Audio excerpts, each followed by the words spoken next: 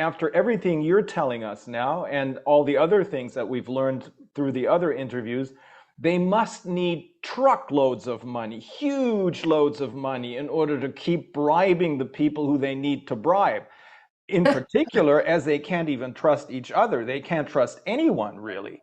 And if we cut them off from that, the two things we need to do is cut them. We have to disconnect from their propaganda, and we also have to cut them off from the funding.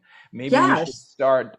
We should stop paying taxes. There's people out there who have already proposed that, but we'll have to think about it in a little more detail. But those are the two important things, I believe. But of course, the most important thing is to understand mind control, to understand how our society has been manipulated through mind control. I only learned this when I did this dossier on the psychology and mind control of the Great Reset, because that's when I read some of the books. One of these books is by a Polish doctor of psychology. His name is Andrzej Lobachevsky, who in the 1960s, under the worst of circumstances, lots of secret police in Poland, together with a team of psychologists, wrote this treatise, this book on what psychopathy really is. And then he had to destroy it. He had to burn that book because he was warned that the secret police was going to raid his home. So half an hour before they arrived, he burnt it. Then they rewrote it, he and his team, and then made the really weird mistake of handing it over to the Vatican, where it disappeared. Ah, Then they rewrote it, or he rewrote it, because he had moved to the United States, and I think in 1984, he rewrote it from memory. It's a very hard read, but it's excellent. And then it was, what's his name, the advisor, Polish-born, what was it, the security advisor, what's his name again? Dagmar, yeah, do you remember? yeah. Um, I know whom you mean. his daughter is on a radio show. Well, at any rate, what I learned there is psychopathy, and we're dealing with psychopaths. Psychopathy is not an individual problem, of course. Obviously, if you're in a relationship with a psychopath, that's bad enough. Or if your boss in your company, which you work for, is a psychopath, that's pretty bad too. But this is what happened, and this is what opened my eyes. This is how Andrei Lobachevsky, explained mass mind control, really. After World War I, and as a result of the Versailles Treaty, which was really oppressive, German society was heavily traumatized, and he explains it as most of the Germans were hysterical. That is the perfect hotbed or breeding ground for psychopaths to come in. If everyone is in fear, and that's what traumatization induces, of course, if everyone is in fear, then most people will probably look for someone to follow, someone who's going to solve their problems. And that's Yes. where Hitler comes in, except he didn't appear out of nowhere. He was put in place by the Anglo-American financial mafia, the usual suspects, so to speak. So that's how bad traumatization really is. And that's basically how they got the Second World War started. The same people who had financed the First World War, both sides, of course, because that's how you can make the most money, the same people are responsible for the Second World War and for putting Hitler in place. First, for traumatizing German society, and then putting Hitler in place. So that's what we have to consider if we look at our current situation, because this is exactly what it is. And what you're explaining is it makes it palpable. It makes it, for people who don't know anything about psychology, about psychopathy. What we know about psychopaths is power corrupts, yes, but if you come to power, you don't become a psychopath. You are a psychopath from the day you're born, or you're made into one. This is done through traumatization, as we learned from you, but I've known this before.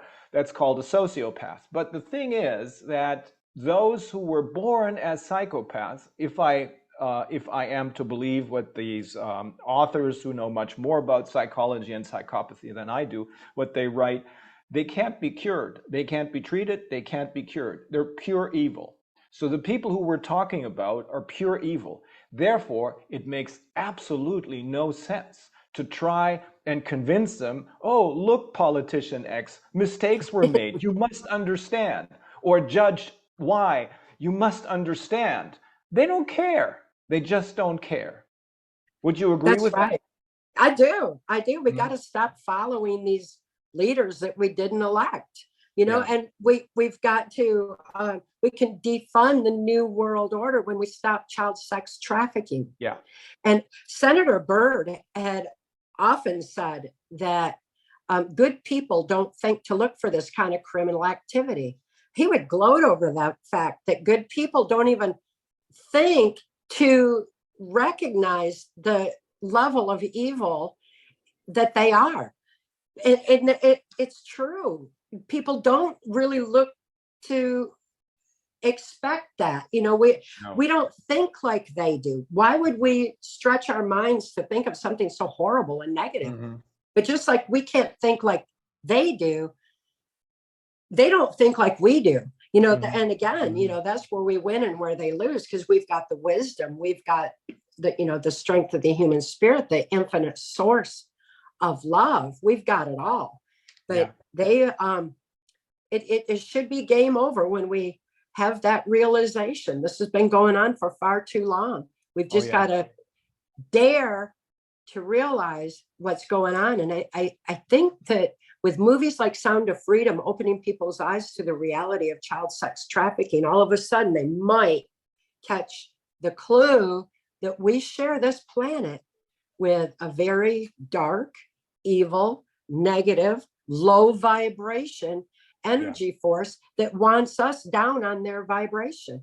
And all we need to do is not comply, say no, stop following these leaders we didn't elect, and keep our vibration high by knowing our own truth, knowing who we are, knowing our life's purpose, why we're here, living this life at this pivotal moment in time. It's our time. It's our time to shine. Definitely. Definitely. It is so obvious, I think, that their time is up. But it all depends on us. We can't just sit here and wait for somebody else to solve our problems. We have to realize our own potential, our own sovereignty, connect with each other. And this is exactly what's happening now. And even if it's only 10% of the population in Germany, that's plenty enough. It's plenty enough.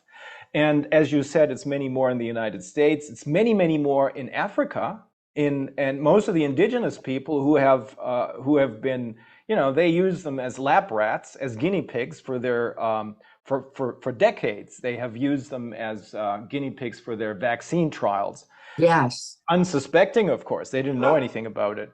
But it is clear to me that we are close to a tipping point, because if you look at what's been going on, if you look at how they're exposing themselves, like a couple of years ago, there was this very occult celebration opening for the opening of the St. Gotthard Tunnel, which connects Austria and Italy. And then there were the Olympic Games in London, which were opened by one of those celebrations. And very recently, they're having operas which celebrate the eating of children. Now, that means that these people simply have lost track. I think they're in panic mode right now. Yeah. And I think they're with their backs against the wall. And if we continue doing what we're doing, by simply is not a good word here, but by simply exposing what's going on, you're absolutely right. That's what's going to do the trick. We can't necessarily trust our courts of law. I know you can't trust the German legal system. I have enough experience in that, and so does Dagmar. She was instrumental in getting someone out of prison who was who got a life imprisonment sentence for a crime that he didn't commit, for a crime that wasn't committed. And I know, I'm a civil lawyer. I specialize in tort law, which means damages.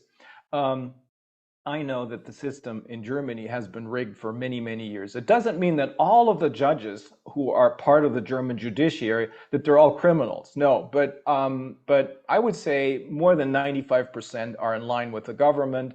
And those few who are still willing to uphold the rule of law they have received a message. And the message is, if you're not in line, we're going to take your job away. And that's what they're doing to a friend of mine who simply applied the law and listened to some experts in order to shut down a school's rulings, which said the children here must PCR test every other day, you must wear masks, you must social distance yourselves, etc. And he said, based on the testimony that I'm getting from these three experts, three professors from renowned universities, there is no factual basis for anything you're doing. And if there's no factual basis, there's no legal basis. Stop it.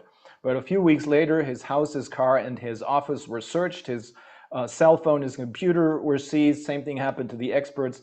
So that's the kind of message that they're sending to not just the general public, but to the judiciary in particular.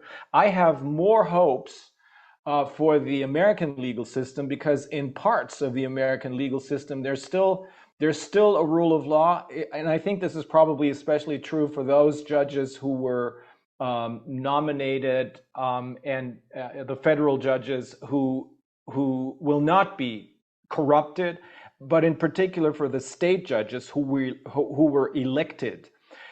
But you still have to be very lucky to run into a judge who, despite all the obstacles that we're talking about, despite all the corruption that we're talking about, are willing to uphold the rule of law. That's why Dexter and all the others in that group of international attorneys have been cooperating with the Maori for over a half a year, because we think that based on their tikanga law, L-O-R-E, not L-A-W, which is closely connected with spirituality, that's where we will expose this in a legal proceeding, probably parallel to the general awakening which is happening because of what we're doing right here, because of what you're doing and we're doing, exposing all of this so that the general public understands what we're dealing with. But that's another story. It's the people who will stop this, not the courts of law. The courts of law will do the cleanup work afterwards. We're going to take down all of these corporations, all of them. And we're going to put them into prison, those individual persons who are responsible, unless, of course, spirituality takes care of that, which I think it will to a large degree. I think so too. Like I said, I'm waiting on the ultimate justice, a positive change through public awareness, and I'm seeing that unfold every day. And it's so encouraging for me to see that. Having experienced so much injustice in the court system when national security was invoked on my testimony, and national security was invoked in open court on in March 17th, 1993, in my daughter's case, when the FBI came in and testified against her and said there's no such thing as mind control and human trafficking and child sex trafficking.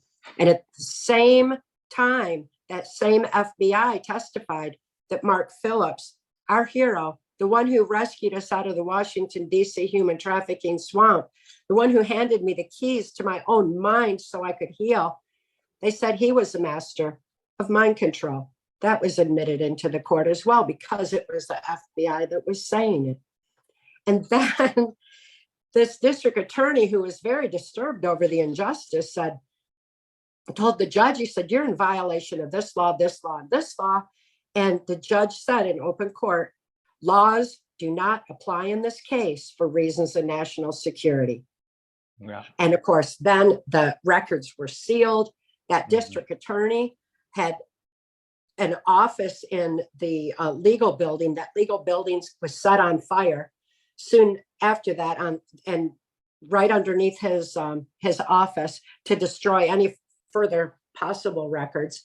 And the injustice that can go on under national security is absolutely horrific. It's got to stop, because when a judge is following the law, he still has to follow that national security. So we've got to get it back to the morality. And I love the direction you're talking about.